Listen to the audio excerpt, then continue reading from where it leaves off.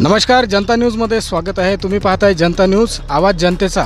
आज आपण वाशिम जिल्ह्यातील मंगरुळपीर या ठिकाणी आहोत आणि मंगरुळपीर येथील महात्मा ज्योतिबा फुले उद्यान या ठिकाणी उद्या याच वेळेला भव्य दिव्य असे विदर्भस्तरीय कवी संमेलन या ठिकाणी आयोजित केलेलं आहे आणि या सर्व कवी संमेलनाचं आयोजन आमचे मित्र पत्रकार उर्फ राधेश्री यांनी अथक असे प्रयत्न आणि अथक अशी मेहनत करून ते उद्याला इथं साहित्य संमेलन त्यांनी आयोजित केलेलं आहे। तरी जिल्ह्यातील आणि विदर्भातील जे काही कवी आहेत किंवा जे काही नामवंत साहित्यिक आहेत तर ते या ठिकाणी येऊन आपल्या कविता सादर करणार आहेत आणि या ठिकाणी खूप मोठी अशी मेजवानी उद्या यावेळेस तुम्हाला पाहायला मिळणार आहेत। तर त्या संदर्भामध्ये आपण राधेश्री यांना काही विचारूया आणि त्यांच्याकडून आपण काही जाणून घेऊया।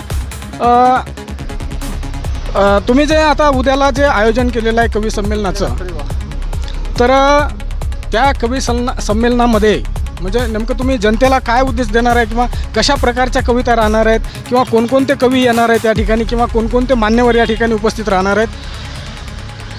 या ठिकाणी विदर्भातील नामवंत कवींचं या ठिकाणी कविता होणार आहेत आणि काही स्थानिक सुद्धा कवी आहेत ज्यांना उत्कृष्ट अशा कविता येतात।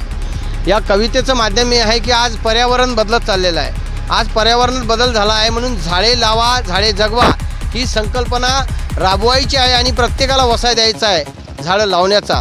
हा संकल्प धरून शहरातील वैभव होत असलेले क्रांतीसूर्य महात्मा ज्योतिबा फुले उद्यानात उद्या जवळपास 15 ते 16 नामांकित कवींच्या कविता इथं साहित्य इथं मांडल्या जाणार आहे। निसर्गाप्रती पर्यावरणाप्रती आपल्या जीवनाप्रती आरोग्याप्रती या ठिकाणी आम्ही आमच्या परिसरात नव्यानंच सुरू झालेलं खोलगळे हॉस्पिटल ज्यांनी एक रुग्णांना सेवा मिळावी या उदात्त हेतूनं जिल्ह्यात हॉस्पिटल न थाटता केवळ या शहरात ते मधातच दगावतात।